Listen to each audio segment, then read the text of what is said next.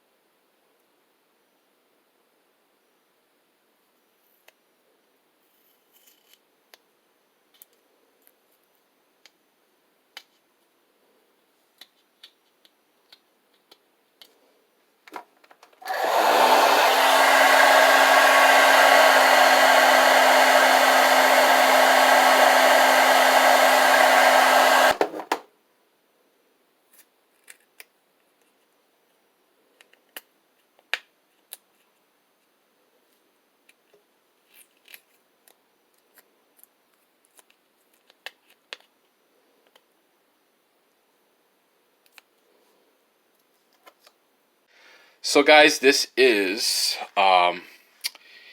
the results of what I did. So as you can see, I did take the labels that I printed out, and then what I did was I took a piece of packing tape and I put it over the label so it stuck.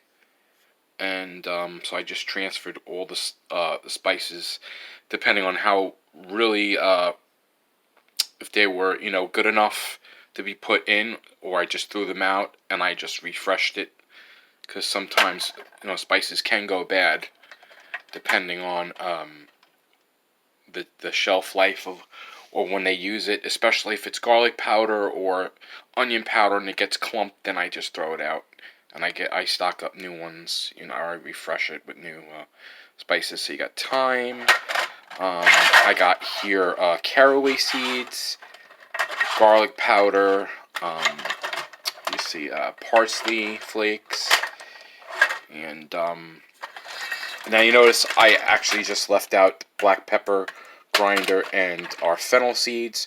I figured just leave the fennel seeds here because in the jar, because the jar wasn't dirty. But there are two things that I need to still put in here. But as you can see, I got the Lazy Susan I made. These are the pans from Dollar Tree, and underneath are, the marbles that are underneath, which causes them to spin. And let's fix that. Sorry for that loud noise. But as you can see, that is the end of somewhat of the project, and that is what I've done. That takes care of that. But I still got some jars here. I may be putting other stuff in there, but for now, this is the basics here. I also have Italian seasonings that I'm thinking of just using that as well. So there are a couple other things that are needed to be put in here as well. So that is the end of that, and that's a great project that you guys can do if you're looking to redo your spices and stuff like that. And it's just great. So again, you can go to the Dollar Tree, you can get some pans, you can get some marbles. I don't think Dollar Tree sells marbles anymore. They sell those little rocks that you could put in like vases and stuff like that. But you can go to Michael's or Joann's, or you can even get them on Amazon. You can find marbles. just for that project. And it's a great idea. I think it's great. Like I said, I've been doing it for years, and the other ones in the cabinets that I have, and it's great. So you don't have to spend money on Lazy Susans and stuff like that. Hey guys, what's going on? It is Saturday, October 3rd, and it's a little after 4 o'clock. Oh, we got some deer in the background here. Yay. Nice deer. Grazing. Whatever they're doing. And, yeah. Anyway, what I'm about to do right now is I got a fixed plane flying over. This board here on the ramp here, second, even the second and the third one here is loose.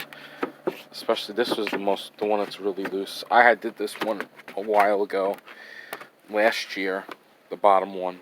So I just got to put some screws in the bottom here, and I'm going to do that and get that so in case, God forbid, I'm walking it doesn't pop up. Especially when the winter time as it comes along, I'm not when I'm shoveling, I don't want to pick it up and there you go. And then it's annoying to do it in the wintertime. So at least it's done. Then I finally got to use my Instant Pot that I bought. And a while ago, I bought it. But it seems like every time, and it's not just me. It's other people that I know. They bought an Instant Pot and they never opened it. It's still in the box. Well, that's exactly what happened to me too. And the reason why I bought the Instant Pot, it's going to sound a little ludicrous, but, I'm on the keto diet, and I like hard-boiled eggs. So I know there was a trick how to make hard-boiled eggs in an Instant Pot, and I had looked it up a long time ago, and there was a recipe from a guy who does keto and says you can make eggs in the Instant Pot. I was like, really? Wow. So then I said, all right, I want to buy this. I got to buy this. And I've been wanting to buy it for a long time. So I finally did. But a couple weeks ago, I was at Walmart, maybe last month, and I saw a book. It was in keto recipes with, I don't know. I don't know what it is. It's an Instant Pot, whatever. Anyway. So that recipe on how to make hard-boiled eggs was in that book. And it's a 5-5-5 method, and I'm sure if you know what it is, if you trying to make hard-boiled eggs, you know that you basically would do 5 minutes of pressure cooking time, and then let it sit in there for 5 minutes, and then letting it cool for 5 minutes. But you would put it in water or ice bath or whatever you would do. So I used it, and I'll tell you, I couldn't believe it. I really couldn't believe it for myself. Those eggs, they peeled like magic. Like magic.